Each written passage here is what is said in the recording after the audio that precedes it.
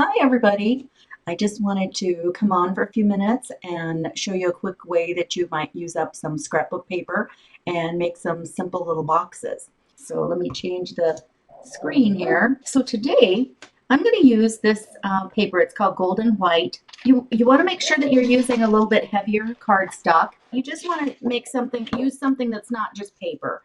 Paper and things that are cardstock are totally different, and there's different weights of cardstock. But you just want to have something that's got a little heft to it. So this one, I like this paper. It's got all kinds of different designs in it. We're going to use one for the top and a different one for the bottom in today's project. And then it's got these great little things back here that you could, cut apart and use for, box toppers or, something else. So let's get started. Now I've already cut my pages so that you didn't have to, endure that. And I did put the sizes for the two pieces down in the description. The size of your box, you're going to, use this inside dimension right here. This is going to be the size of your box. So here's like just a sample one right here. So this is the size that you measure.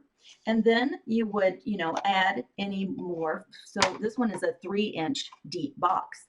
So we've got this main size in the middle, and then I've added 3 inches on, on both the sides and the top and the bottom. So for the lid, you're going to make the lid just a tiny bit bigger. And so this one is going to be an inch deep. That's how deep the sides are going to be on here. And so you just add an inch on, the top and bottom and the sides, and that's how you can figure out your measurements. So I've tried taking about a quarter of an inch off, or not a quarter, an eighth of an inch off, and it almost made the lid too loose. So then I just have deducted like just a 16th of an inch, and that seems to work good because then your box, your lid isn't too flimsy. I'm just going to use tape runner for this. So here's what we did. Here's the lid, and I have just scored it an inch on each side. And if you do all your scoring at once, then you'll be good to go. So just an inch, and then flip it around, do an inch on this side, flip it around. So you get the picture. You do an inch on each side. So just rotate it around so you've got it on all 4 sides. So then on this page, this piece of paper, we're going to do the same thing, but we're going to do 3 inches. So we're going to do 3 inches because that's how deep we want the box. So just rotate it around 3 inches on all 4 sides. And then next, we are going to cut these little pieces out. So if you'll just do it, it doesn't matter if you want to do it on the long side or the short side, but what you're going to do is you're going to snip the opposite sides. So I'm just going to snip in here, just do straight lines, straight cuts through here on your score lines. Oh my goodness. You know what I forgot to do? I was going to fold it up first. Let's do that first. So you want to fold away from where your score lines are. You want to fold that opposite way. And it almost seems kind of counterintuitive. But the reason that is because paper, a lot of times it'll crack when you're folding it. And that's one of the reasons that we use scoring tools on it, is to help with that, to get a nice crease through it. And so what happens is, as you're using your scoring tool through, this way, you're actually helping to stretch the fibers of the paper already. And so those are stretched that way. So that's why you want to bend it this way. So we're just going to snip these. And then you want to do a little bit of an angle cut. It'll just into the tab. This is going to be the side of your box. This is going to be what folds in. So you don't want to cut the side of the box, just your tabs. So just snip those real quick.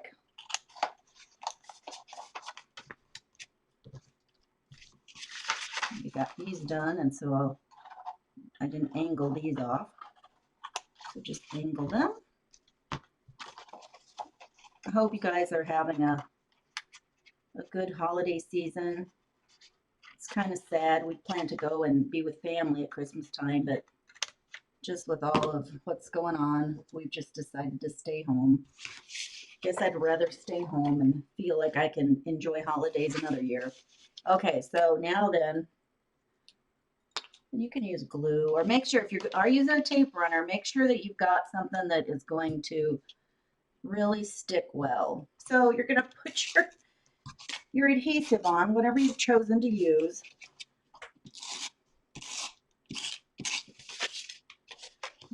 Okay, so now then you're just going to fold these up and just make sure that they're straight on the sides, and then just, you know, press them down really good. Fold them in, do the next side. Make sure they're all straight. You want your sides straight and nice so it'll give you a good shape. And there we go. So there we've got the bottom done. So we've got a nice little shaped box. And this is pretty deep.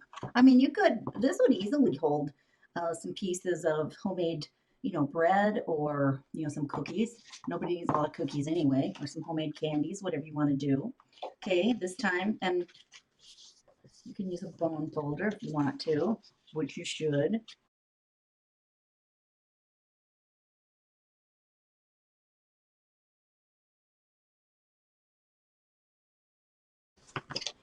Okay, so again, we've folded those. You want to fold and burnish.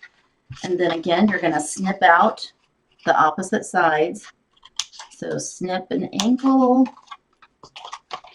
snip, angle on the tab, just a little bit. That's not very straight. Hang on.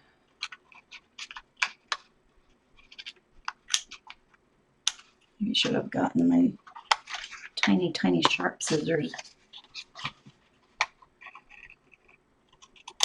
Okay.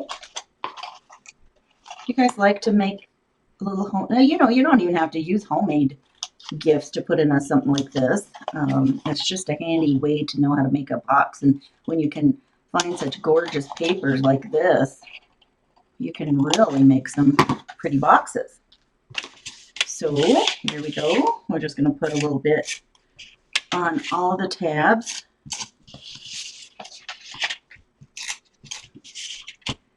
Now I'm going to make another one of these tomorrow. I'm going to do another Facebook Live tomorrow, and I'll show you make another one, and we're going to do something different on the top.